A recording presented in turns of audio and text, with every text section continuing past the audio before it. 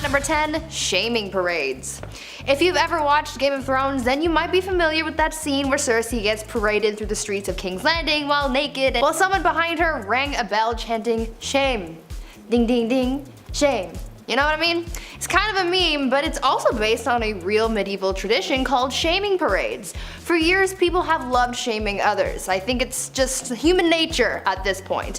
And obviously, back then, they didn't have any social media to use as their preferred method of ripping on someone, so they got creative. Very creative. Depending on what the accused did, their punishment would vary. But the one thing that stayed constant was them being paraded through the streets for everyone to watch. Specific punishments were given for specific crimes. For example, if a tavern owner served bad beer, then they would be paraded through the street and forced to drink their bad beer. If they were caught stealing a pig, then they would walk through the streets with a dead pig around their neck and a crown made of pig's feet. How regal. People would throw things like glass, rocks, and even dead cats at whoever was being paraded, and it was quite the spectacle. Now, would you rather experience this or being cancelled on social media? Let me know. At number 9, bloodletting. Back in the Dark Ages, medicine just wasn't the greatest. Clearly, I mean, they had a plague that wiped out 50% of the population in Europe. Even their quote-unquote doctors were overlapping jobs. Barbers were cutting hair, obviously, but they were also setting broken bones and bandaging wounds, so I'm not really sure I would trust that, but back then it was a case of you get what you get, so I don't think people were really complaining too much about their barber Joey down the street giving them a cast, you know? But other than the practice of patching wounds and whatnot, they were also practicing bloodletting back then, and it was a little much. Bloodletting was the practice of withdrawing blood in order to cure or prevent illnesses or diseases, so doctors would use things like leeches to suck out the blood of their patients, but they also used scarification methods to scrape away the skin to drain the blood, and others used lancets to slice open veins, sometimes including the jugular vein. I'm so glad that we do not do this anymore because frankly, I would like my blood to stay inside my body, thank you. Now before we carry on talking about just how weird things were back in the Dark Ages, why not leave a like on this video if you're enjoying it so far, and while you're at it, maybe think about smashing that subscribe button as well to see more videos like this one. At number 8, day drinking. Day drinking is a thing. You know, when you're with the homies and you pour yourself a glass of sangria and take a walk around the neighborhood in the middle of the afternoon. Not saying I've ever done that. It's usually a once in a blue moon type of deal, but for people in the Dark Ages, day drinking was an everyday affair. Now, people back then weren't necessarily drinking at all hours of the day just to get plastered and stay plastered. It was actually for health reasons. You see, people tried to avoid drinking the water at all costs over fears of illness because the water just wasn't clean and wasn't safe to drink, so they turned to the next closest thing that they could drink, and that just so happened to be alcohol. Back then, it was common to drink large amounts of beer, cider, or wine, and it was common to be drunk all of the time. Thank God we can safely drink water now because I don't think anyone could handle the hangover that came with all that heavy drinking. At number 7, no pleasure. The Dark Ages were heavily immersed in religion. In medieval Europe, they took Christianity very seriously and people followed the church very closely. The mission of people back then was to live a good Christian life and to not commit any sins, but one of those sins was a little unfortunate when you look back on it. Back then, any sexual acts that were meant for pleasure and not for procreation was considered a sin. That meant that sexy time was reserved for furthering the population, and that's it. And if you did anything recreational, you would be getting a one-way ticket to hell. Along those same lines, it was also believed that female domination was also a sin, and so the woman could not get on top, or again, straight to hell with her. One saint, Francesca Romana, was so afraid of experiencing pleasure when she slept with her husband that she literally burned her lady bits with hot fat so that it would make the experience as miserable as possible. That sounds horrible. At number 6, cemetery fun. What types of things do you guys like to do for fun? Do you play video games, or read, or maybe you watch Netflix, or YouTube? Huh? And where do you like to go for fun? Maybe the mall or to your friend's house? Well, if you lived in the Dark Ages in Europe, you would go to the place that everyone goes for fun, the cemetery. Yep. You're gonna go kiki it up with the corpses, and unfortunately they're not corpse husband, although corpse, if you're watching, hit me up. Thank you. Anyways, back in the Dark Ages, the cemetery was the place to be. It was considered to be the social hub of the community. Back then, people held theater performances, elections, trials, and even set up businesses in the cemetery because the graveyard shops were exempt from taxes. There was quite a lot going on in the cemetery, but it was almost the equivalent of going to the mall. But I want you guys to tell me if you would ever be like the people in the Dark Ages and just go to the cemetery for fun. At number 5, an eye for an eye. When it came to the legal process in medieval Europe, things weren't always fair. I mean, they tried women for being witches and prosecuted animals for various crimes. Their punishments were sometimes swift and just, and other times they weren't. People back then believed that when found guilty of a crime, there were worse punishments than losing a hand or something. As I mentioned a little earlier, they were quite fond of public humiliation, but they also believed in issuing fines and even kicking someone out of the community altogether. If someone was found guilty of a violent crime, then they would be subjected to punishment that would cause them pain as well, but not to teach them a lesson, but rather to brandish them so that they would be recognized as a person in the community who did that one thing to that one person, you know? Since these people were very religious, they also had to make up with God for whatever crime they committed as well, so usually that would involve fasting, and then it would be up to Sky Daddy to determine if further punishment was needed. At number 4, the King's Evil. Being a king or queen in the Dark Ages might seem like a pretty cool job, but I don't really think it was. With the rivalries these people had, they were at risk of being assassinated in one way or another, they had to worry about their bloodlines, and of course the thing that everyone had to deal with, illness. Some kings, to help out their people, were tasked with healing an illness called the King's Evil, and you're probably wondering, well, these kings weren't doctors, how did they cure illness? And to that I say, well, they touched it, of course. This whole thing started in the 11th century when Edward the Confessor became known for touching a person suffering from scrofula, aka the King's Evil, and they cured them. People thought that this was a miracle, and so for hundreds of years after that, English and French monarchs were tasked with touching the sick to cure them of this illness because the monarchs were believed to be an incarnation of the divine. At number 3, tooth worms. If you're one of those people who really hate going to the dentist, just be glad that you didn't have to go to the dentist during the Dark Ages, because that was an absolute nightmare and a half. Not only do they not have any proper medication or anesthetics, but you could also get the worst diagnosis your dentist could ever give you, and that was a diagnosis of an infection of tooth worms. They believed that people could be infected with tooth worms that caused a tooth to decay, and that pits and holes in the tooth were home to a worm that looked like a tiny eel. What's worse than the diagnosis, however, is the removal process. They didn't want to pull out the tooth that was supposedly infected with these tiny worms, so instead they used a more holistic approach. A method that they would use to rid the worm would be to take a candle made out of sheep's fat and various seeds, and then they would hold it as close to the tooth as possible so that the worm would run from the heat and fall into a little dish of water that was being held beneath the patient's mouth. That sounds like a horrible trip to the dentist, that's for sure. At number 2, judging tears. In modern times, somehow we've come up with this idea that only girls are allowed to cry. I think that's pretty BS, and it's healthy for everyone to express their emotions, and funnily enough, they believed the same thing back in the Dark Ages. Back then, everyone was expected to cry freely, but the strange part of all this is the fact that people judged how others cried. Their tears would be judged on quantity, duration of crying, and frequency as well. They took their tears pretty seriously. Obviously, when someone was crying because of some kind of loss, it was pretty much nothing, but if they saw someone else crying for a different or unexplained reason, this was believed to have been a different kind of tears called the gift of tears. They believed that this was a sign that someone was thinking of Jesus and his suffering, and that they were so overcome with emotion that they were moved to tears, and this was also considered a gift from God.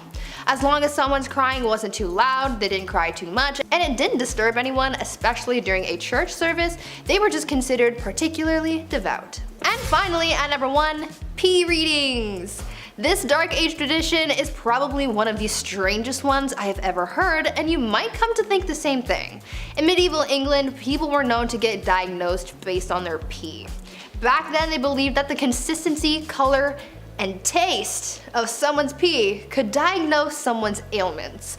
They took this method of diagnosis so seriously that they published books for the wealthy so that they could do the practice at home, and these books included illustrations and color charts so that they could judge their own pee. According to their text, if your pee was white, then it was the ideal color and that meant everything was working properly. If it was wine colored like blue or black, then that meant that something was very wrong. And if it was green, then you were basically on your last leg and you should probably get your will in order. Now, I'm not sure how accurate these readings actually were since medicine was basically non-existent back then, but they tried their best with what they had, I guess. However, I'm pretty sure you don't need a book to tell you that your wine-colored pee is a bad thing. Number 10. Naughty naughty. There's a reason we don't do things like we did in ye olde times. We didn't know, but now we do. So there's really no excuse for acting up. A very common practice for marriage back in ye olde times was to marry a girl at the age of 12. And in case you're wondering, no, the man was nowhere close to the same age. Yes, it's just as gross as you think. No, I'm not happy talking about it, but that's just the way things went. I can just imagine how happy those young ladies were when their parents came to them and said, listen, the lord across town fancies you and the dude's got the bag. So you're gonna marry him so mommy and daddy can get the bag too. That's just one example of the medieval business transaction. I mean, marriage, marrying for love. Number 9. Pull up a chair. The people of my generation either struggle to phone the doctor to make an appointment because of crippling anxiety, or they flaunt it on OnlyFans. There's no in between. However, I still think most people would feel uncomfortable finalizing their marriage in front of a party of witnesses. I honestly cannot think of a more awkward situation. Do you cheer them on? Are there sports commentators talking about the moves? Are there snacks? You could be there for 30 seconds, or 10 minutes depending on who you're watching. It just seems like a lot of unpleasant viewing to walk out of a room later to then all agree that yes indeed, that couple is married now. But hey, that's just how it went. Witnesses or family would watch you do what animals do on the Discovery Channel. Number 8. The Birth Factory. Soap and sanitation is one of the greatest things ever invented. Don't you just love taking a hot shower after a long day? Oh, I know I do. Hygiene was not the greatest back then, and while not the only factor, it did contribute to a high infant mortality rate. It was just one of the many factors. So, when young women were married, and married rather quickly, it was time to start pumping babies out. It's more of a quantity over quality kind of thing. Before marriage was declared a holy sacrament, these things were happening everywhere. Pubs, town squares, heck, even in your house. Now, for the people at home, can you tell me how you feel about the holy sanctity of marriage? Especially after you've been married for more than 10 years. Does it feel good? I bet it does. Number 7. Wrapped up. One of the weirdest superstitions and traditions that still carries on today is that the bride cannot be seen by the groom before she walks down the aisle at the wedding. Why? Well, it's bad luck. After all, that could ruin a marriage. Not like any other factors would have a hand in that. Like in-laws from hell, or spending way too much money on the wedding, putting you in crippling debt right as you're just about to start your life together, right? Well, this was the way of the medieval wedding, and something used to even keep things mysterious was for the bride to wear a veil. It was thought that it would protect her from evil spirits, but also keep her from being seen by the groom, which honestly sounds like it might have been worse. So when the groom got to unwrap his wife, if he didn't like it, well, sucks to suck, brother. Just imagine your bride walking down the aisle and then, yes, I will get married to you. Let's do it. Number 6. Mr. Steal Yo Girl. This one's pretty messed up. I'm not even sure how this was even possible, but hey, here we go. So on your wedding night, it was the legal right of feudal lords to come on down to your place and shack up with your soon-to-be wife. What? Who most likely was a virgin? That's right, the government would come down and fornicate with your wife. Sounds just like the IRS. Anyway, this messed up tradition is somewhat shrouded in curiosity due to its extremely uncomfortable nature and its legitimacy. It may or may not have happened, or at least if it did, it might not have been as commonplace as some people may think. Moving forward, I think it's safe to say that this tradition can stay in the past, as there's no need for the mayor of my town to be sweet talking to my wife during the wedding. Hey, Mr. Mayor, you get your hands off of her. Number 5, Mamma Mia. The best man at your wedding was most likely the groom's best friend who he most likely met in college and probably was part of his fraternity. And when given the mic to make a speech that was slightly inappropriate for younger audiences, the most common words of his vocabulary were probably bro and dude. All college friends put aside, the best man of the past had more of a greater responsibility than regaling the tale of the kegger at Stacy's house. Besides the feudal government coming to tickle your wife's fancy, there were others who wished to take the bride away, Bowser style. The best man's job was to prevent any of this from happening. Trying to get away with Koopa kidnapping meant the best man was gonna do battle with you, or just make sure the bride is protected. Like, you know, trying to run away from an arranged marriage because women are treated like property. Basically, he's a Luigi to Mario, except everyone actually respects Luigi in this case. Number 4, arranged marriages. All this stuff sounds awful, and you might be thinking, why do these women go along with this? Well, it's because they didn't have a choice. A lot of women simply didn't have the right to choose who they married. Kind of a rough time for the ladies. I would also hardly call these marriages marriages, as it really was more the lines of something like a business deal or a proposal. Families promised daughters to others.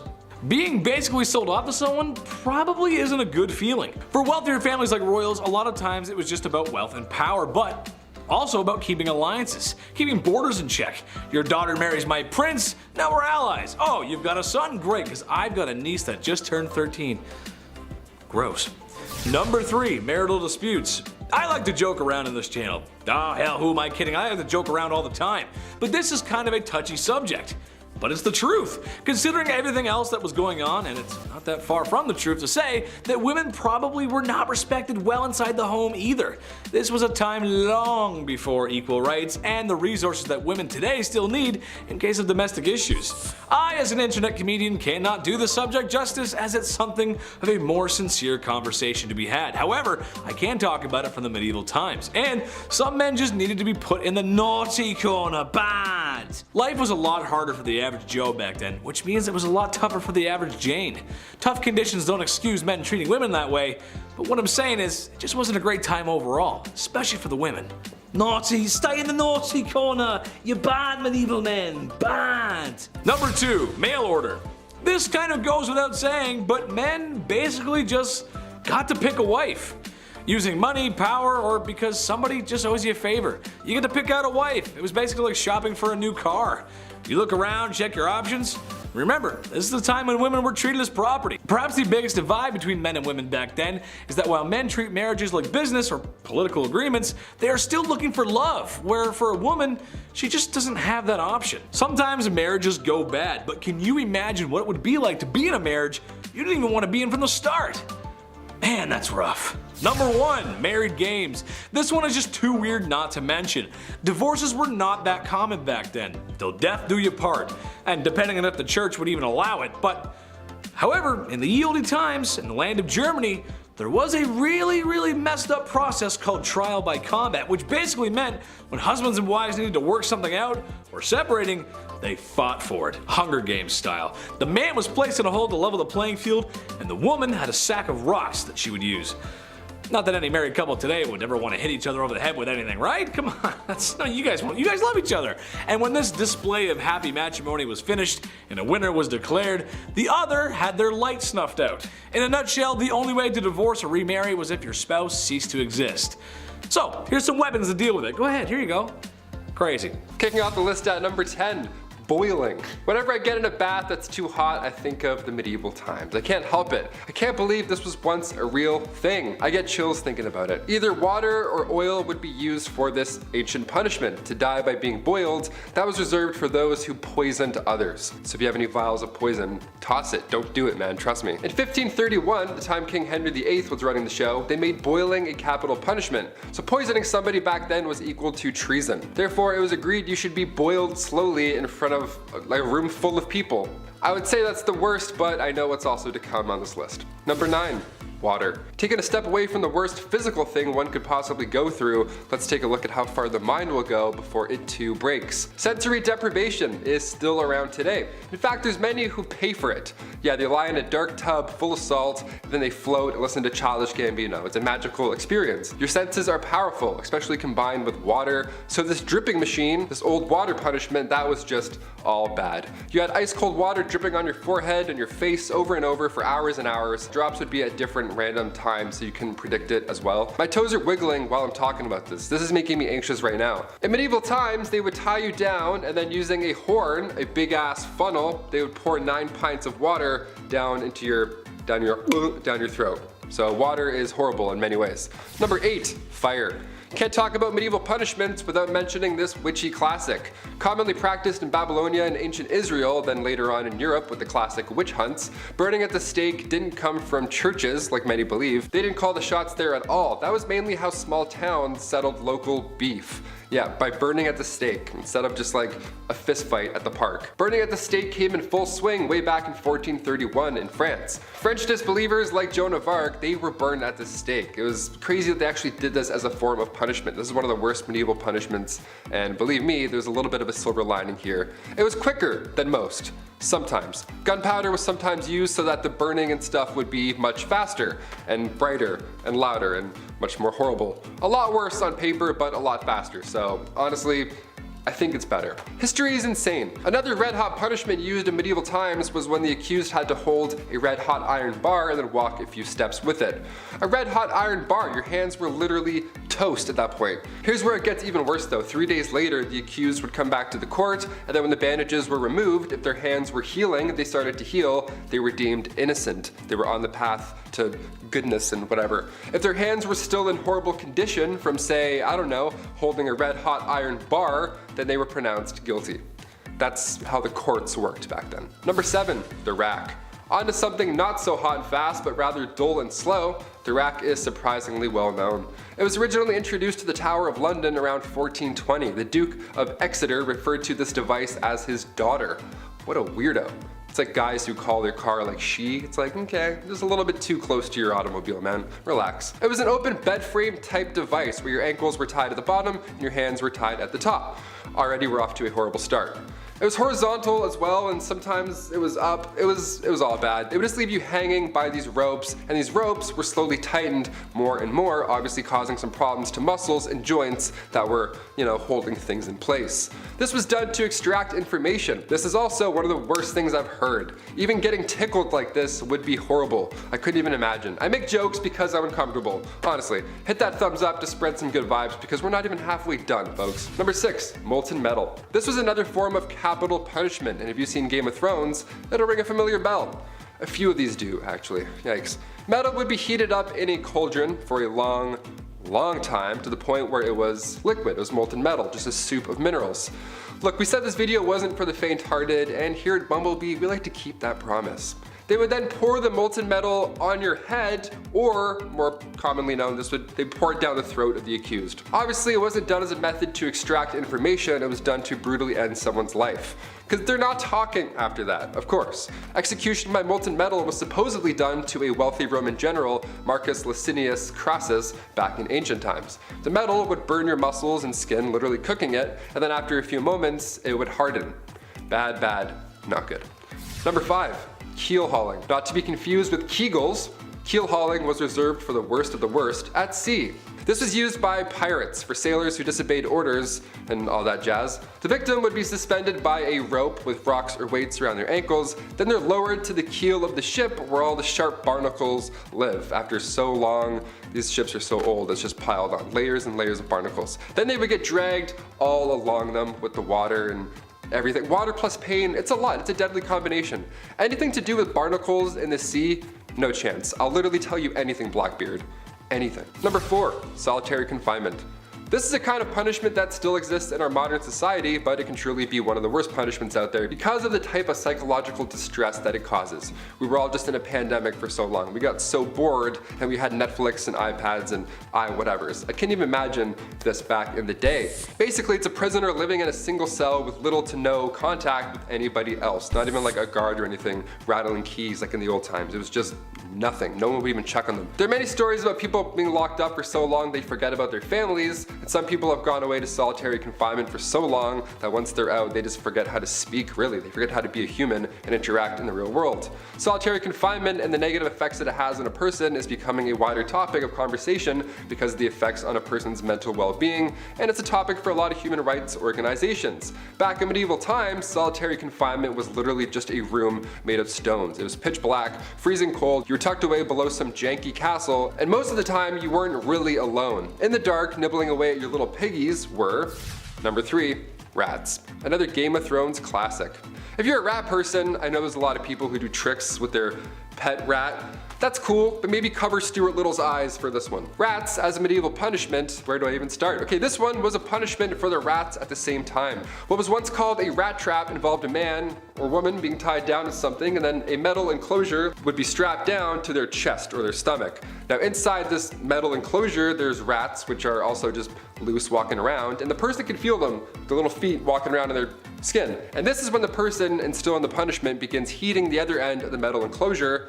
Historically, it was hot coals that were usually placed on top, or there's a fire underneath, which quickly creates a hot environment for the rats inside. From there, the rats begin frantically searching for a way out, but because it's made of metal and they can't bite through that, they find your skin, and then that they can obviously bite through. So you can paint the picture in your head. It's disgusting. Number 2, the breaking wheel. The breaking wheel is literally just a large disc, a pirate ship wheel almost, just lying there, where somebody is then tied to it and everybody else just hammers them and beats the shit out of them over and over. But of course, since we're talking about medieval times, everything has to be a show and whatnot, so once the accused was beaten and then presumed dead, the wheel would lift up and turn just to show everybody what's up. Another way to use the breaking wheel, yep, there was more than one, again, creative folks back then, they would tie a person to the wheel and then continue to rotate it, and then all the ropes below would get tighter and tighter and twist. Kind of like the rack, but with a literal twist. And finally coming in at number 1, the Brazen Bowl. This one takes the rat's problem and then makes it a you problem. Out of all the ones on this list, the Brazen Bowl is the last one that I would do. Straight up haunting. It's also been referred to as a Sicilian bowl, and basically, it's not too complex. There is a bronze sculpture, often in the shape of, you guessed it, a bowl. But in medieval times, it was just a big, closed cauldron, and usually it was large enough to fit a person inside. Yeah, this was in a Saw movie too, I believe. That's how you know it's a good one, when it's in the movie Saw. So once the person was locked inside or it was leaned over so they couldn't get out, a fire would then be set underneath this bowl, and then you can probably figure out the rest in your head. They would even engineer the bowl so that when somebody screamed, it sounded like a bull's roar. How fun is that? How fun is history? I'm learning so much about history that's fun on Bumblebee. Starting us off is cutting-edge courtship, quite literally in this case. It was traditional in some Nordic countries to have courtship customs involving knives and daggers. This is due to sacrificial nature in their original belief. The purpose of a dagger is prevalent for that after all, but it was also due to its functionality. In Finland, when a girl came of age, her father let it be known that she was available for marriage by providing her with an empty sheath. The girl would wear an empty sheath attached to her girdle, skirt. If a suitor liked the girl, he would put a pukoko knife in that sheath, which the girl would keep if she was interested in him. If she wasn't, she could just toss that anywhere. The knives were often custom, so a man would be able to woo a woman with unique details and imagery on a blade, but could also offer an heirloom or traded blade. Seeing as women of the Nordic region didn't shy away from handwork such as farming, jewelry making, clay working, etching, clothiers, and even some positions like smelting, a blade was a thoughtful and convenient gift that also said, I love you a whole dagger's worth. Something so romantic about giving someone a gift they could quite literally kill you with. In the meantime, while the Scans are giving blades, the English are being taught the NoNo Days and the NoNo ways. In layman's terms, they were being told how to have intercourse and when. That just doesn't make for a fun title. You may be familiar with these laws and regulations. They've come up in some of our other medieval and middle age videos. This was a time period where the church had a lot to say in state affairs. Not to say that it doesn't now, but they were able to make determinations such as intercourse schedules around the religion. Real laws were in place that people could not have sex on Sundays, Thursdays, or Fridays due to religious reasons. Whenever a holiday had a fasting period, such as Lent, abstinence was expected then as well. If anyone was to deviate from the set rules by having intercourse, they were committing a grave sin. These laws were written in penitentials, which were books that indicated what was allowed under the church rules and what was not. Oral, backdoor, premarital, and self-inflicted intercourse were banned in these books. Now thankfully, their wide-range taboos included some good stigmas to have, such as interbreeding, so that minimized people keeping it in the family and messing up our future populations. But even with sexual laws, men could be knaves, which is just an old-timely way of saying being a dog. Now, I'm not saying ladies couldn't have itchy feet and dog their way around too. We do it now and we've been doing it then, but it was a lot worse for ladies to be caught back then. So the general consensus is that it was rare, and when it did happen, it was usually affairs outside of a marriage. In general, young medieval daters had to be cautious. While peasant marriages were a little more than saying we're married most of the time, reputation, especially for a lady, was huge, as was virginal status. Men of higher status often sought out beautiful peasant girls for affairs. Sometimes they benefited the woman greatly and she'd become an heir to a status child, thus elevating her own. But for the most part, it was pure carnal enjoyment men were after, in a time when women were told to do the opposite. And so it became a game of men trying to win a single woman into doing the act. She had everything on the line while he usually had nothing. Secret flings were frowned upon, to say the least, and were often seen as a sign of potential trouble, hence the English ballad that would warn of knaves preying on young fair maidens at country fairs. A young woman caught having affairs was a wild scandal that could even be punished for or put to death, so making the decision to bow to a lord's or even a common man's pressure could quite literally destroy a woman's whole life and being. Yet it's still a decision women made. Ah, hormones. Yet when it comes to marriage, it's always love versus politics. Medieval marriages tended to be negotiations, particularly around dowry, but it wasn't all about money. It was very important that a noble woman is a virgin at marriage purely out of pragmatic reasons. Marriage, after all, was an alliance union of two families that required healthy and admirable legitimate children to be truly locked in. It's for this reason, as well as the violent men in society, that the church laws stated that the degree of pressure to encourage a marriage could not sway a constant man or woman, aka no forced consent. What was forced, however, was up to debate, so don't be too proud of them for having that law in place. A woman was able to call off her marriage up until it occurred for this reason, as was a man. Should this occur, dowry was either returned in full or only partially as a fee for the failed union. Alongside this was the courtly love direction romance and marriage began to take in the mid-ages, during a Shakespearean and theatrical influence. Marriage started to become idealized. We'll circle back to how this affected people later, but lower classes consistently did marry for love, since there's little to be gained materially from marrying for them. For most part, there was no official ceremony. That the social level marriage was more like, hey, we're married now and living together. By 1400 AD, there were actually many laws decreeing marriages needed to start becoming a public affair,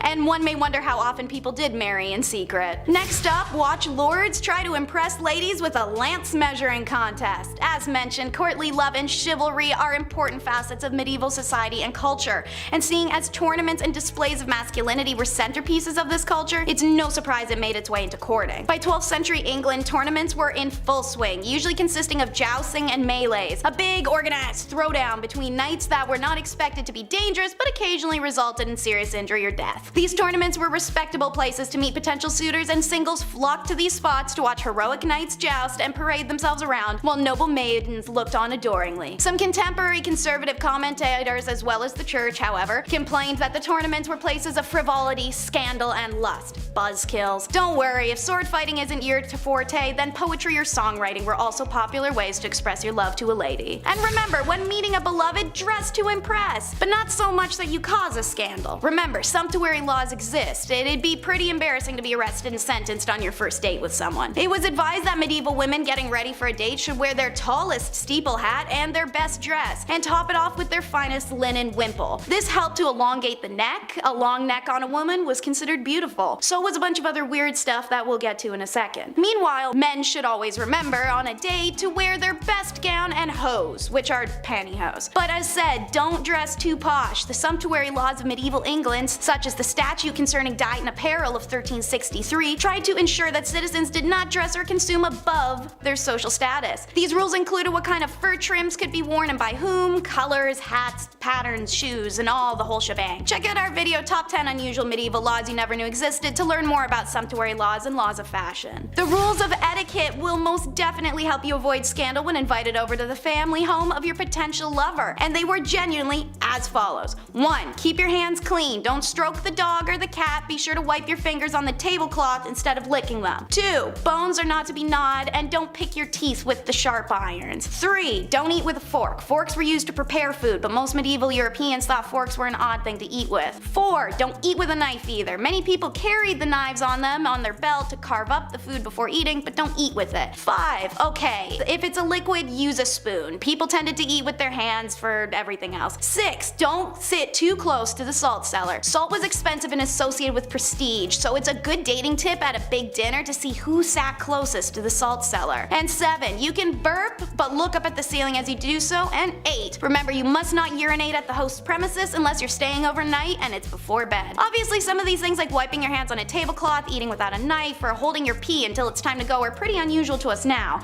But back in the Middle Ages, if you wanted that shorty and not to ruin your reputation, well, you're burping at the ceiling, bro. I hope she's worth it. Next up is how love makes you crazy. This is a fascinating wormhole to travel down, and I learned from several journal articles that lovers in the Middle Ages had a real tendency to go mad. I mean, we all know the examples. Elaine, the fair maid of Astrolot, pining away. Romeo and Juliet taking their lives, and the raving madness of Ophelia. But these are just dramatizations, right? We tend to regard accounts of love madness in medieval literature as evidence that they overestimated the strength of erotic passion. In classical and early medieval periods, sexual love was regarded as carnal appetite to be controlled. But with the rise of poetry sentiment and the theater came courtly love, which was seen as a highly spiritual desire. The idea of courtly love had more to do with the concept of loving rather than pleasure. This idealized kind of love was based on a secret union where two lovers could only love from far away. These sorts of unattainable relationships were increasingly romanticized, but in medieval society, the notion that erotic love could drive people mad may not be so unrealistic. We understand now that mental illnesses are sometimes provoked by the stress between the individual and their social environment. Think of the pressure a woman had to marry.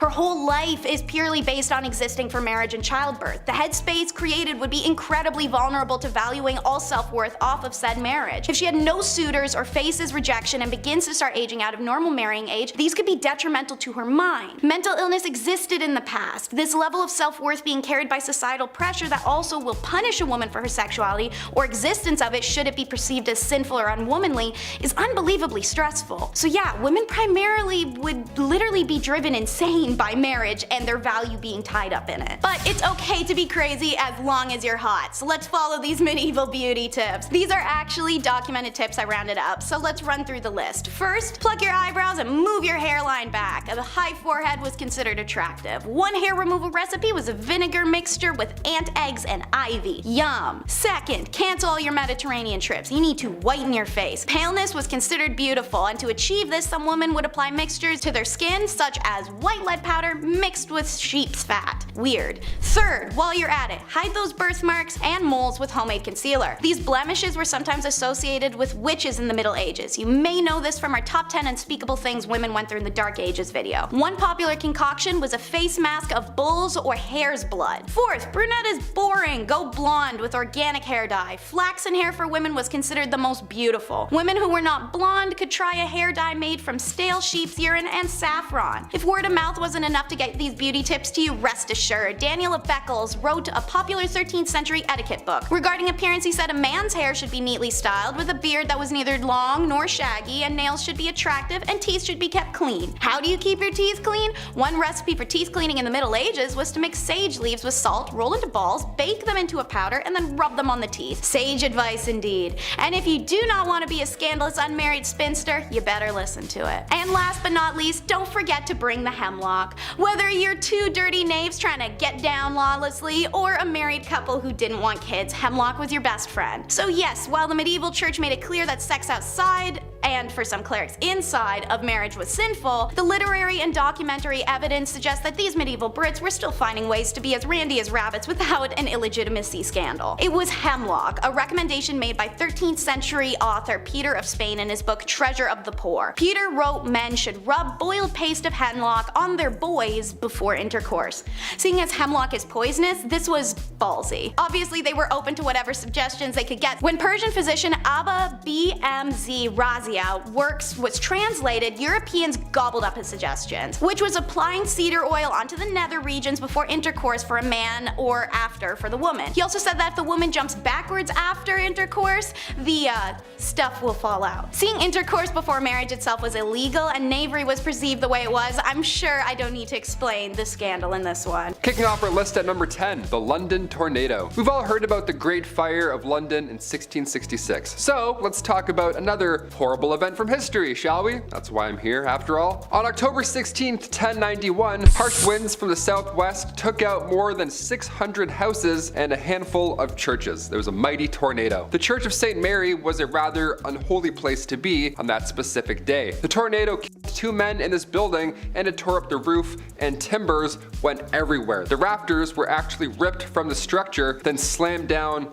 far away back into the earth. Turns out historically about half of these rafters were buried in the dirt. That's how much force was thrashing them about. Tornadoes are so scary. I feel a strong wind outside and I'm immediately back inside. That's it. I'm shaking in my boots. I don't mess with wind. Number 9, the Great Drowning of Men. Such a tragic name, my lord. How about we take out the word great and all these references, maybe? I don't know. It's kind of horrible. In the Middle Ages, coastal areas around the North Sea were hotspots for flooding. Now, historically, there were numerous reports of flooding here, and for some reason, between the 11th and 15th centuries, this area would get absolutely destroyed. It would get completely swamped. And it's even larger than you can possibly imagine. The St. Marcellus flood took place on January 16th, 1362. Now, the death toll here, I mean, obviously it's impossible to tell for sure, but historians believe it was at least 25,000 people. That's horrible. Atlantic gales were to blame for the rush of water, because this event also goes hand in hand with the Great Wind of 1362. The Great Wind, awesome. The Mighty Wind, like it's not great at all. It's not really good. Number 8, one name. This next one here blows my mind. I never really thought about this before, but what was it like before we had surnames? Surnames were introduced to us in England in 1066, but before then, well, you were just Greg, period. That's it. There was another Greg, well, that was it. Now you guys had to fight till the death. No, I'm just kidding. At first, surnames were a little bit different. They were descriptions almost about the person you were meeting. So you'd meet a guy and he would say, hey, I'm Greg Red. Red signified his red hair. Makes sense. Greg Red, Greg Gray, he's getting a little old. Got it, Gregs, we're good. But the best part, your name could actually change over time because your description and then your appearance would also change. So one day you would meet Greg Red, but eventually his hair would fall out, he would age, then get stressed because, you know, he's living in the medieval times and all. And then once that happens, your name would change to match your new description. Now you're Greg Ball. Ball back then meant bald in Middle English, so everyone had the last name Ball. Isn't that amazing? Next video, I'll be Taylor Ball. I'll just be bald. Why not? Just change it up like Heisenberg. Number 7, medieval meals. Yes, I hope you're eating while you're watching this. If so, give it a thumbs up, take a big bite, and good luck. Seeing as the holidays just passed, I figured there's no better time to mention a medieval holiday tradition. I'm glad we don't do this one anymore. This one's pretty gross. Swans today, they're beautiful. We see them traveling in pairs, and we don't hunt them down because, well, that would be insane, right? Medieval days, swans were hot property. They were a delicacy of the upper classes. Christmas swan pie. Nice, here you go, for you and yours. Enjoy, Merry Christmas. I would be crying on Christmas Day if I saw this on the table. They would actually stuff swans with beef, which I personally don't recommend. Turkeys, I'm like, okay, that we've dealt with. Swans, I'm like, no, but they're in love. They mate for life. Do we eat both? Let's eat both, I guess. Other medieval meals included peacocks, cranes, turtle doves, sparrows, and herons. Herons? Imagine Christmas dinner is a heron lying on the table. You're like, really, Dad? I don't really want to eat this. This is the long neck. Number 6, the dancing plague. Okay, summer 1518, a summer we will never forget, sadly. One of the most bizarre events in medieval history, the dancing plague. The town of Strasbourg was calm, cool, and or collect until out of nowhere, one woman began to dance uncontrollably in the streets. She was convulsing, it was wild, but then soon others joined in and eventually there were over 400 people dancing their days away. Now it sounds funny in some degree, but it's really tragic. This was not a good time at all. A great amount lost their lives due to pure exhaustion and heart attacks, and the authorities tried their best to help the situation, so they paid for musicians to perform for them while they danced, while they were convulsing. They're like, oh yes, bring in a jazz band, let's complete this image. This happened a few times in Europe, not just once. Between the 14th and the 17th centuries, we still don't know what exactly happened, but there were dance plagues. So it was a common occurrence. All we know is that it was some sort of illness. It was not like Step Up. It wasn't a fun thing like Step Up at all. No one's just popping and locking in the streets. They're like, hey, nice, let's bring in some music. This is great. No, people were very sick. They were very ill. Number 5, Shroud of Turin. They say art is subjective, but what does the Shroud of Turin really show us here? Is it JC? Is it Jesus Christ himself? Many believe the cloth shows an image of Jesus when he was crucified, and once you see it, it's hard to argue otherwise, hard to get out of your mind. Radiocarbon tests do date the cloth back to around 1260, and recent studies suggest that shroud was used in medieval church plays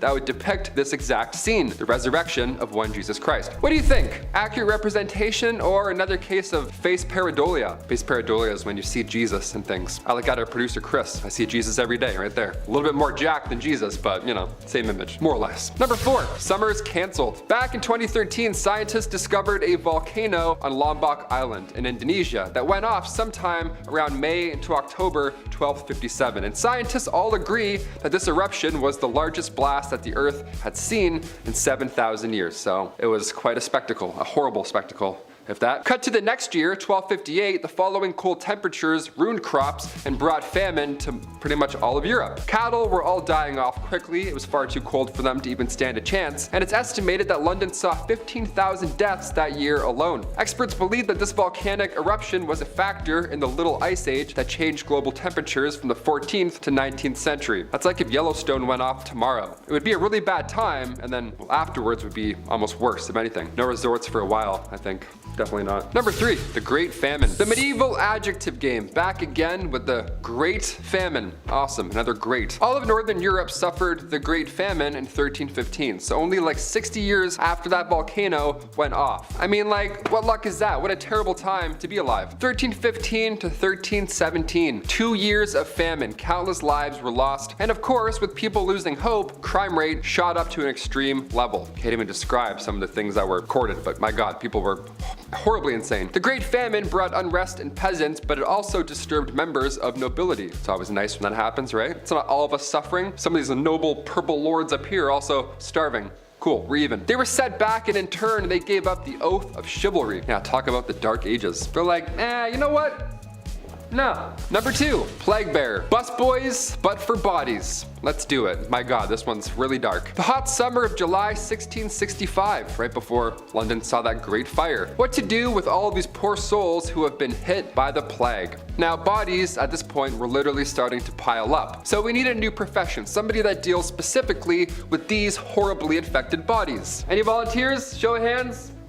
Yep, we got one. Like a plague bear, for example. There we go, just what we need. A plague bear has your back and your front and all of your infected places. Church wardens would organize burials. This was a normal thing back in the 1600s, but when the plague hit, they had to change things up. If somebody had the plague, well, these plague bears, these brave souls, they would step up. They were the ones responsible for transporting all these bodies far, far away. And then they would bury them, right? Just way over there. Great idea. Honestly, the further the better. Couldn't agree more. A church would house these plagued souls away from society. Now, it sounds sad, but this was the best call, all things considered. So no, you weren't visiting any of your deceased loved ones anytime soon. And finally, number 1, medieval punishment cleaner. This one really sucks. Best for last. Here we go. Back in medieval times, many executions were public. The town would come out, watch a hanging or two, and then grab some bread and then head home. They're like, hey, classic Sunday. This was normal back in medieval days. Medieval punishments were like an event, but like modern events, somebody has to stick around and clean the place up. One of the earliest documented executioners goes back to 1202. He was the OG headsman. His name was Nicholas Johann, and their nickname was the Justice. The Justice. Are you kidding me? My palms are already sweating. Are you sure it wasn't the Mountain? My god. Afterwards, this position spread through many capitals and large towns of Western Europe, and with them came the execution cleaners. Yeah, just a squeegee and a spray bottle. They're like, hey, which table, boss? Let's do this. Over his 36 years of ruling, King Henry VIII executed roughly 57,000 people. Yeah, welcome to the Middle Ages. Hope you like mopping. You're gonna be doing it a lot, like a lot. Eating with the rich starts off the countdown at number 10. Medieval recipes depict a large variety of animals being served. Adding to the ones I listed previously are horses, lampreys, cranes, and crows. Hell, even beavers. And let's not forget the animals created by their chefs. One homemade animal was called a cockentrice, and it was actually multiple animals' bodies put together before being roasted. A helmeted cock was another chef creation. It was a roasted chicken wearing a tiny helmet that was sat on the back of a roasted pig, because why not? Dinner in a show is always fun, so in late medieval Europe, it became fashionable to have an entremetta, which was an entertainment dish. One such example is bakers cooked a pie shell in advance, and then after it cooled, they placed live birds inside the pie and resealed it. When cut at the table, the birds would then all fly out of the pie, much to the amazement of the many banquet guests, assuming that all went accordingly. FIFA fans may want to skip out on this next one, because number 9 in our countdown is making football illegal. That's right, while I may be referring to it as primarily soccer in this video, what was still called football at the time was made illegal in the medieval ages. Now, there are quite a few reasons for this. Most popularly known is that the sport was extremely different then. It was violent and aggressive, resembling more of a mass brawl with minimal rules. However, it was also because only 2 years after soccer was banned in 1363, King Edward III would implement a mandatory archery education law. This would ensure his villagers could be used as soldiers should need be. King Edward believed that soccer, but also sports in general such as handball, football, hockey, and cockfighting were distractions, and at that time they could be doing better things. I'm sure there are many of you that would disagree. Next on the countdown is number 8, the future predicting Friar. There's a lot to unpack here, so I'll just jump right in. English Franciscan monk Roger Bacon is known through history for his shockingly accurate predictions of the future transportation and life that we have now. Bacon lived from 1214 until 1292 and was the successful creator of the magnifying glass, but he also famously predicted future machinery in his book Epistula de Secretis Operibus, if I got that right. Cars can be made so that without animals, people will move unbelievably rapid, and flying machines can be constructed so that a man sits in the midst of a machine, revolving some engines by which artificial wings are made to beat in the air like a flying bird. It's a little nonsensical, but you can see what he's implying. His other predictions included steamships, submarines, diving suits, and telescopes. That's pretty spot on for a guy who lived thousands of years ago. This is the same man who was also said to have sculpted a prophetic head of brass. Apparently, having been warned by a spirit that he must listen to whenever the head first spoke, Bacon set his assistant Miles to watch over the sculpture, which he did even past Bacon's demise. It's said that after the friar's death, however, that was the first time it spoke. First saying, "Time is," then time passed. Ignored both times by a confused Mile, the head spoke only once more to say time is past before it exploded into flames, and so the chance to consult the mysterious head was lost when it combust. What do you think of the legendary Bacon and his stories of mysticism? Time is past, as the sculpted head said, so let's be happy we left this weird tradition in the past. In at number 7 in the countdown, it's the medieval animal trials. Under the ruler's power, there was no exception to medieval law, and so it should come as no surprise that even animals could face the brunt of their alleged crimes. This was no casual affair. The rich and the poor gathered for these trials as spectators. Some of the accused animals were even dressed in wigs and gloves, fancy garments to be seen in front of the royal court as their fate was debated by the lawmakers. That should come as no surprise either, seeing as the medieval era wasn't exactly overflowing with entertainment outlets. There are records of at least 85 animal trials that had taken place during medieval/Middle Ages. And while the most serious offenders were pigs by a landslide, there are records of some roosters and even one donkey facing the judge. What were these animals being charged for, you may be asking? Many times it was the act of attacking or eating humans, as food and grain for animals was so sparse they'd often go hungry. There were also some accused of being heathens or thieves or behaving in lustuous ways. So make sure you have a walking buddy and always look over your shoulder, because I guess you never know when an ill-intentioned cow may be creeping up on you. Number 6 in the countdown is the St. Galaska Day Riot. February 10th of 1355, a group of students who attended Oxford University decide to go into town for a pint at the Swindlestock Tavern. Little did they or anyone else know that this would be the start of a notoriously famous riot. It started with belligerent complaints to the tavern owner about the quality of their drinks and service. As the tavern owner was progressively more berated, he and other patrons lost their temper with these students. The escalation led to a verbal sparring between the students and bar patrons. Both sides ended up arming themselves, but luckily things were quickly interrupted when the mayor stepped in and demanded the arrest of the students who had harassed and assaulted the tavern owner, thus sparking this whole disaster. What should have been a peaceful resolution caused a chain reaction, however. Oxford students rose up in protest of their peers' arrest and swarmed to attack the mayor. News of that quickly spread, and the townsfolk revolted immediately. Many of them were already very tired of these students and their entitled complex, and had been waiting for the opportunity to rage against them. The riot that occurred ended the lives of 63 students and 30 locals. While the case's investigation led to Oxford winning against the town in court, the Oxford Council was still made to parade shamefully through the village every year on February 10th, and they did have to pay a fine to the families of each student lost. For number 5, we're getting a little spicy with risqué men's clothing. Now, you may have already heard stories or seen memes about ridiculously long pointed shoes and groin-flattering armor,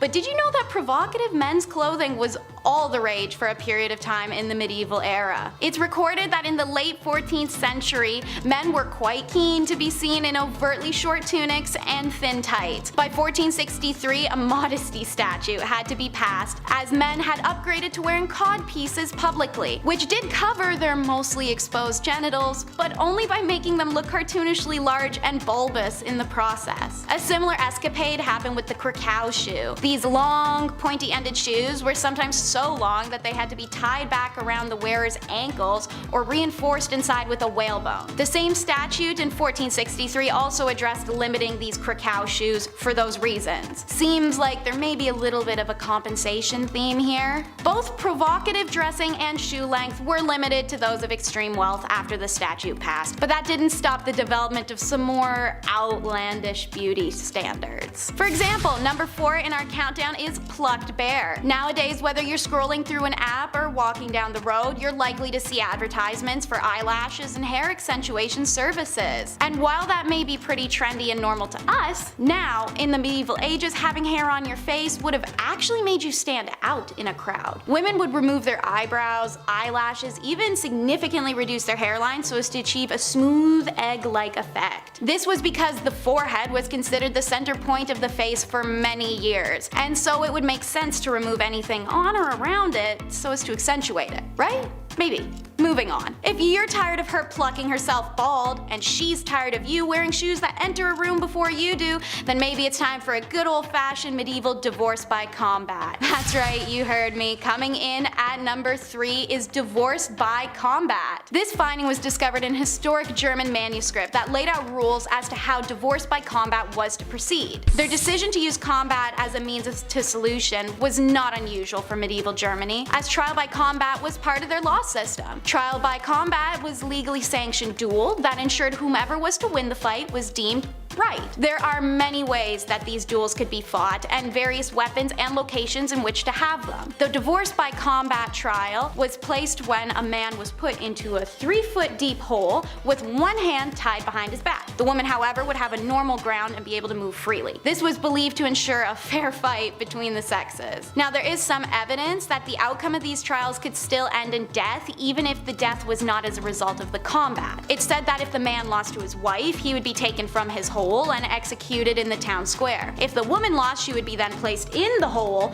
and then buried alive. So yeah, I'd say maybe try talking it out a little bit first before resorting to a public throwdown that can end in death. And while we're on the topic of trials, number 2 on the countdown is Trials of the Dead. Who would have such a vendetta with the dead that they would have them unburied to stand a trial? Well, new Pope Stephen, that's who. In 897, the months-old body of Pope Famorfius, the first pope to ever be executed, was extracted from his grave to serve trial for his alleged usurping of papacy. The new pope donned the corpse in elaborate robes and even assigned a deacon for defense. You may be wondering why the new Pope Stephen had done this to his predecessor. Since a holy person's body was considered to become a holy relic in death, it became a holy rite to display their corpse in public tombs or churches so petitioners may still visit their former saint to leave tokens or deliver prayer. What better way to ensure that you have devoted attention of the community than a postpartum smear campaign where your opponent can't defend themselves because, well, they're dead. Stephen found the deceased Pope Famorfius guilty so that he could toss his body into the Tiber River, as nobody can venerate his relic if his body is lost at sea. That's a pretty intense way to usurp the person who had the job before you. Joke's on Stephen, however, as shortly after this trial, he was executed just like his predecessor, making him once again come in second to Famorfius. Call it karma. With that dose of crazy, we can move on to medieval madness, which ranks at number 1 in our countdown. What was the medieval madness? Well, if you're a fan of rye bread, you may not want to listen in on this. In an era without refrigeration systems as well as poor hygiene, produce was left to natural elements. As a result, mold and bacteria growth was common and would of course migrate into food. Ergot mold is the most well known for its effect on the brain. It caused wild hallucinations and extreme emotional changes as the chemicals in your brain became imbalanced. The consumption of this mold and bacteria has had a variety of exclusively unpleasant side effects, such as vomiting, diarrhea, convulsions, delayed visions, even mania and psychosis. These symptoms make it obvious as to why this could be labeled as a madness. The extreme cases of ergot consumption would of course lead to things such as loss of limb, gangrene, or death. And this connection between molding rye flour and ergot poisoning wouldn't be made until 1670. So for hundreds of years beforehand, commoners saw ergot poisoning to be things like demonic possession. Many theorize and connect the medieval madness to that of the time periods of the witch trials. The trials began in 1691, a year of intensive wet and cold which produces a higher level of ergot. They ended abruptly in 1693, a year said to be sparse on rye grain. If there's less to consume, there's less ability to be poisoned, making it arguable that there could be a connection between the two, especially as a side effect of ergot poisoning could be mistaken as demonic possession as previously mentioned, and that is also seen as a symptom of witchcraft. Still, this may not be the kind of bread you want to chase. Okay, number 10.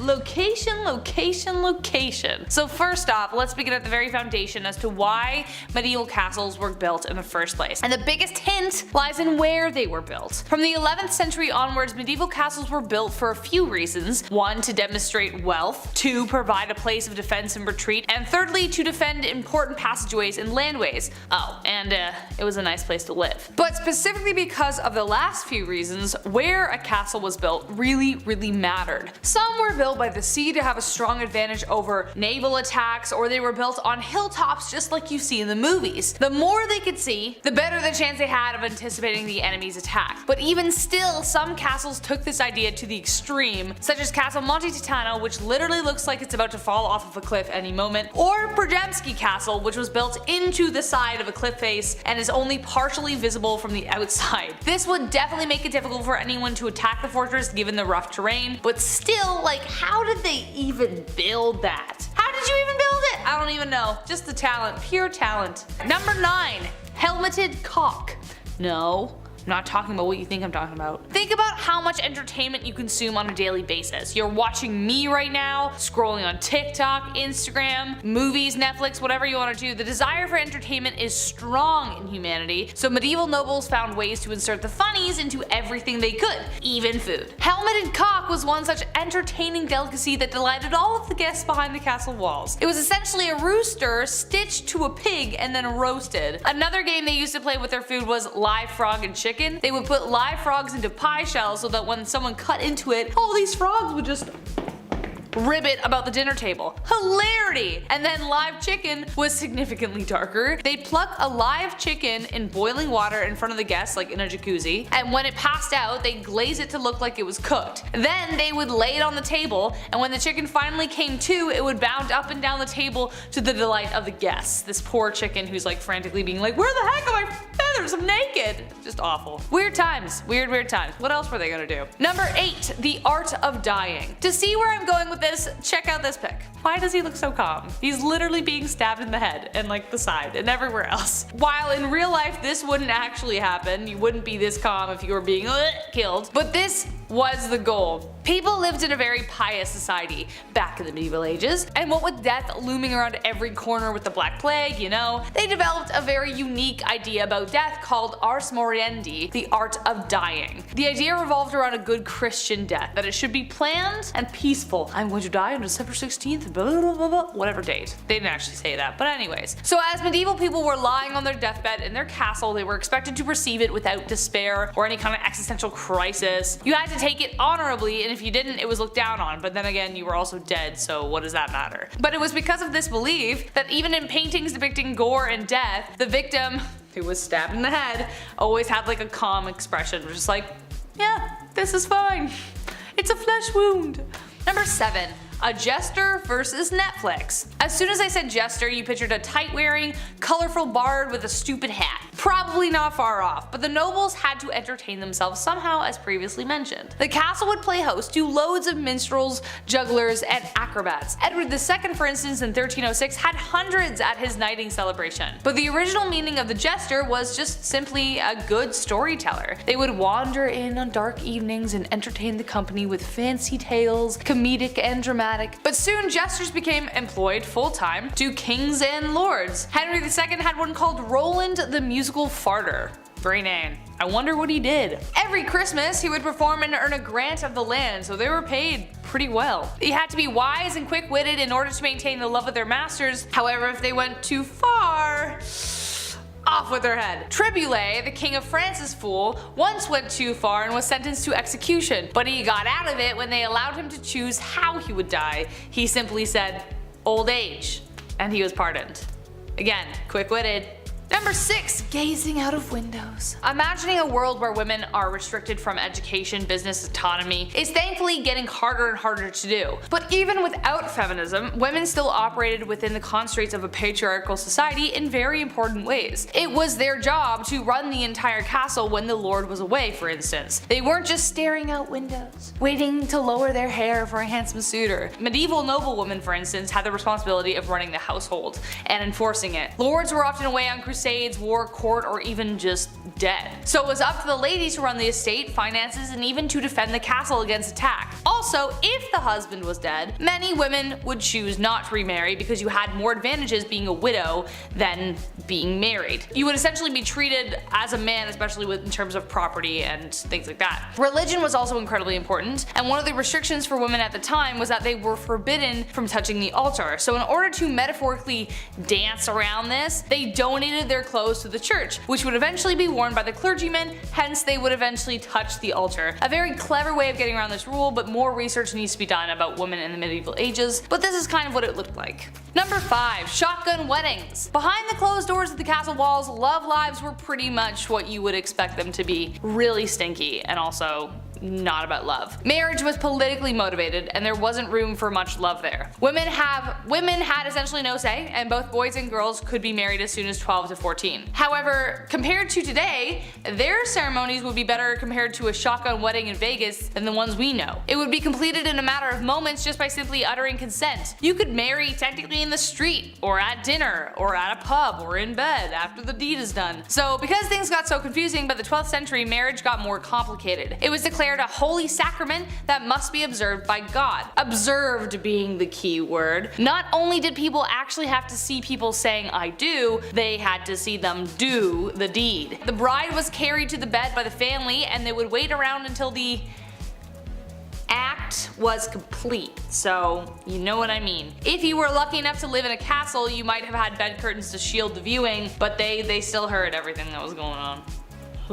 Number 4, the mystery of Ludlow Castle. Beyond weird weddings, war, and strange food performances, castles contain secrets behind their walls we may never know, such as the mystery of the White Lady of Ludlow Castle. In the 12th century, the castle was home to Marion de la Bruyere, and she had a secret. She was in love with a secret suitor with whom she would sneak into the castle each night. She would lower a rope in true Rapunzel fashion to bring her love to her. But little did she know that her mysterious love was setting a trap for her. One night he left the rope below so that more men could follow up behind him and take the castle. Bereft and betrayed, Marion stabbed her lover with his own sword. She then flung herself from the castle's walls and perished on the rocks below. To this day, people have stories of seeing a woman's white figure tumbling from the castle window, trapped in the desperate circumstances of her death. Number 3, secret passageways. If I am ever in my life able to actually afford a house, we'll see. One of the ride or die requirements is a secret passageway or to a secret library. Like both. Both would be great, but a secret library is a must. And I will never tell anyone about it because how cool would it be if they found it themselves? Medieval castles were filled with secret passageways and alcoves designed to help facilitate escape should the need arise. In fact, it was kind of a requirement of fortifications to have one. The main secret entrance was called the postern. It was small, therefore easy to defend and protected by metal grates, as well as there were battlements above it. However, the entrance could be exploited if in the wrong hands. Say you have some double crossers behind your walls. They could help sneak in the enemy soldiers, such as the case of Corfe Castle during the siege of 1645. An officer named Colonel Pittman helped aid enemy troops in through the postern, condemning the fate of the fort. Number 2, where's the loo? There are so many reasons to be thankful for modern day plumbing, but this reason above the rest. Because of plumbing, we don't need a gong farmer. What is a gong farmer? I'm not glad you asked. In castles, bathrooms were often called gongs or loos, and often overhung over the moat or onto the ground so that like whatever was happening would just drop below. There was a wooden board with a hole in it, you sat on it, did your business, and got up. Simply straightforward. But sometimes the droppings fell into a cesspit, like in Rochester Castle. The smell would rise up, and though they didn't know about germs, they believed bad smells were unhealthy. So eventually, the pit had to be cleaned. Enter the gong farmer. This is a dirty job that even Mike Rowe would run from. They had to scoop out the stuff, ferry it away, and bury it. It was a dangerous job too, and one poor fellow named Richard the Raker fell into one and drowned. Now that's a way to go. And last but not least, the Tower of London Zoo. The Tower of London has seen a lot of action since it was built by William the Conqueror in the 1070s. It has housed some of history's most famous political prisoners, but did you know that at one time it was kind of a zoo? From the 1200s to 1835, the tower housed an exotic assortment of wild animals. Lions, tigers, bears, oh my, but also elephants, monkeys, and polar bears. They were brought to the castle as gifts, and if you visit the attraction now, there are wire sculptures commemorating the beasts. In 1235, Henry III was given leopards, though most likely they were lions, but they were just called that, by the Holy Roman Emperor Frederick II, and that's where it all began. The king decided to start a zoo at the tower, and that he did. A polar bear joined the exhibit in 1252, and then an African elephant in 1255. A special enclosure was built, but sadly the elephant died only a couple years later, which was sadly the fate of most of the animals, except for the lions. They did pretty well. Alright, so you guys know my drill, so let's start off with the information most people may know a little bit more about already, such as dowries, which is a nice way for fathers to say, I will literally pay your family to get this chick out of my house. The arrangement of marriage was done by the bride and groom's parents. Royal or noblemen were sometimes able to choose their bride, but marriage back then was not based on love for the nobility. They were political arrangements. Husbands and wives were generally strangers until they first met, and if love was ever involved, it came after the couple had been married. But even if it didn't, most just sort of settled into a form of friendship or companionship, or just living with each other. The arrangement of marriage was based on monetary worth. Noble girls equal fatter stacks. Meanwhile, peasant dowries didn't really happen often, and when they did, they were paid in utilitarian means. The family of a girl who was to be married would give a dowry to the family of the boy she was to marry. After the marriage was arranged, the wedding notice was posted up on the doors of the church, and the notice was put up to ensure that there were no grounds for prohibiting the marriage by stating who was to be married and if anyone knew any reasons why they could not. But more on that in a little bit. Now, as mentioned, peasants were able to marry for love, but why make that choice? There was no marital benefits back then, because it's marriage or burn and damnation. Throughout the Middle Ages, the church essentially presented women with two life options in order to escape the sin of Eve. You could become celibate, which ultimately was the preferred choice, or to become married and mothers. You don't bathe, there's feces everywhere, there's the plague, and a man could just kill you tomorrow for rejecting him, and you want to add kids to that equation? When there's no medicine either? Pass.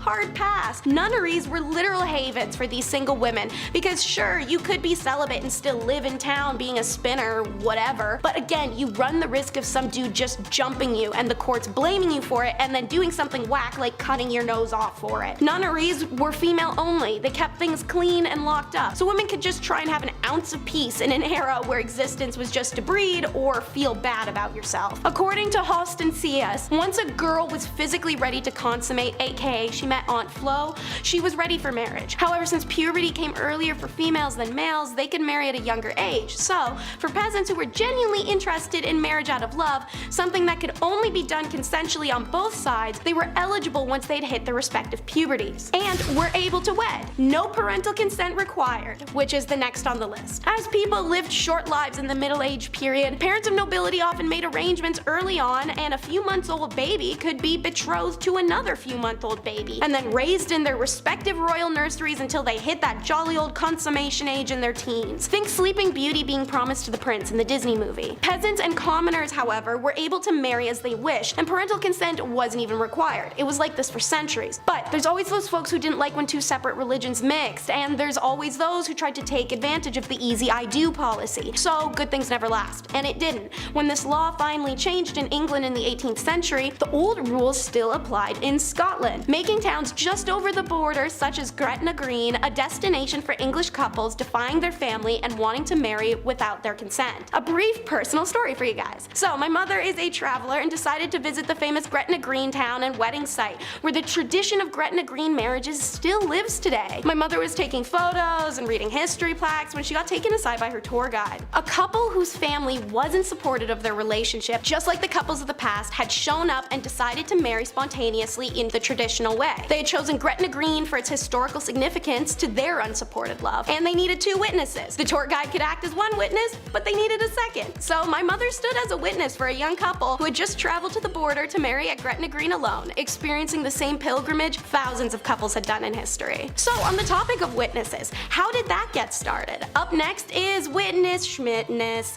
In the Middle Ages, the household was headed by a husband, and his wife was the center of the family life and economic productivity. As John Wells said in 1486, more things are necessary for a household than 4 naked thighs. And he used this retort upon hearing that his alleged betrothed, Alice Billingham, had publicly declared they were married. Instead of saying it straight, John was chastising Alice for suggesting they could legitimize their romantic relationship without the necessary social status and financial stability, not just intercourse. Alice, however, goes, nah, bro, I got the receipts, which were her witnesses to the fact that John had asked her to be his wife on the Feast of St. Valentine's that same year, which historically, yes, has always been a romance hallmark holiday, asking her for her hand so that she could be his Valentine forever. These 2 contrasting stories, however, give us a peephole into the tension between the expectation of love versus intercourse, and then the making of a good and economically fortuitous marriage in the Middle Ages. Alice says, you proposed to me with love, therefore that is our marriage basis. John says, I may have said I loved you, but I won't make a wife out of a... Well, you get it. So, while God was the ultimate witness, that's why couples could just say stuff like, be mine forever and become legally married. It's nice and all, but it was highly recommended to have witnesses to avoid uncertainty like the Alice and John situation. Because they didn't just sign your wedding doc back then, they stopped your husband from wandering off. I've done a lot of talk on the ins and outs of marriage, but how about kiss to be kissed, the medieval wedding ceremony itself? So, there was some errands to run leading up to the big day. First of all, long before the actual wedding, banns were called, which were literally 3 Sundays leading up. Someone stands outside the church and hollers that your wedding day is coming up. It's done so that people can come find out about the celebration and come along to the wedding. But also, those who had objections had the opportunity to voice them. They also put up signs on the church door with information, so if you're out just buying turnips one day and saw your husband's name and face on a poster, you could go up to the medieval lost and found and say, hey, yo, this one's mine. Wedding's off. A wedding ceremony could not be held on a Catholic holiday or on Sundays. A couple could not be married during a time of fasting.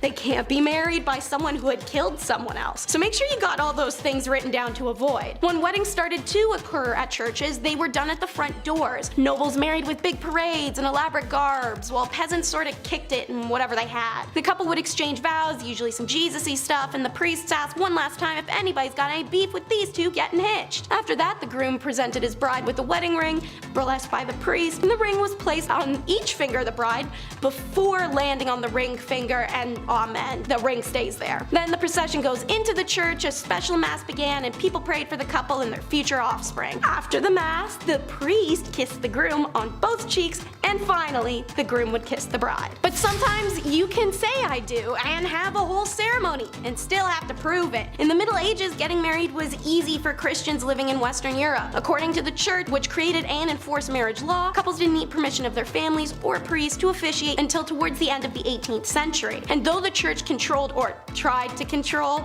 marriage, couples didn't need to marry in a church until the 18th century. So, medieval legal records show people getting married on the road, down at the pub, at a friend's house, in bed, really anywhere. All that was required for a valid binding marriage was the consent of the 2 people involved. So, while tying the knot can take a matter of moments, proving you were married is a different story. The vast majority of marriage cases that came up before the courts were to enforce or prove that a marriage had been taken place in the first place. And marriage mix-ups bothered the clergy since, after much debate, theologians decided in the 12th century that marriage was a holy sacrament. The union of man and woman in marriage and intercourse represented the union of Christ in the church, and this was hardly symbolism to be taken lightly now. So they wrote up some laws and dished them out. The statutes issued by the English church in 1217 12:15 to 12:19 include warnings such as no man should place a ring of reeds or another material, vile or precious, on a young woman's hands in jest, so that he might more easily fornicate with them, lest he thinks himself to be joking, he pledge himself to the burden of matrimony. Another thing in those statutes was hold that peace. Not your pee though, I know it sounded similar, but you can do that on the streets anywhere. It's medieval times.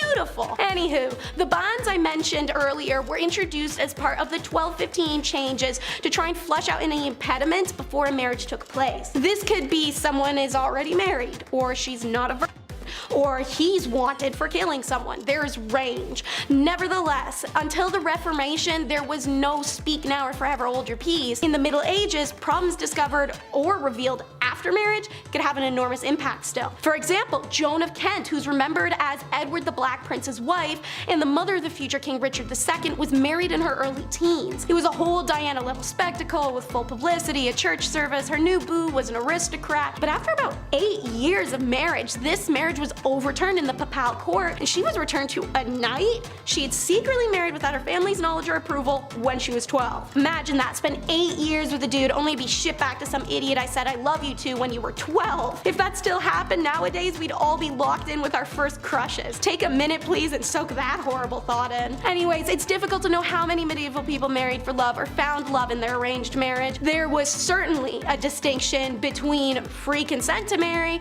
and having a completely free choice. Now circling back to my earlier point where I explained the wedding day, how about the wedding night? Not a moment alone is next. Alright, y'all have officially tied the knot and locked lips for the first time. You did some praying, now it's time for a meal. Pretty normal stuff that lines up with nowadays. The peasant couples celebrated with their friends and family, drinking bridal ale for this special occasion and eating a meal traditionally made up of dishes brought by the wedding guests to help feed the community. That's right y'all, like a trailer park wedding, medieval receptions were potlucks. After the reception, a peasant couple may dance and enjoy their night, but a royal couple is ushered to the chamber to consummate the marriage in bed ASAP. The priest, the clergy, parents, really whoever wanted in on the action would come into the room, kick their feet up, and have some popcorn and tell the couple, give us a show here. The bride needed to be a virgin at the time too, which had to be proven by blood being on the bed sheets. If there wasn't any, the whole wedding could be undone on the spot, which actually would be really hard for those women who don't bleed their first times. They do exist. And of course, because there isn't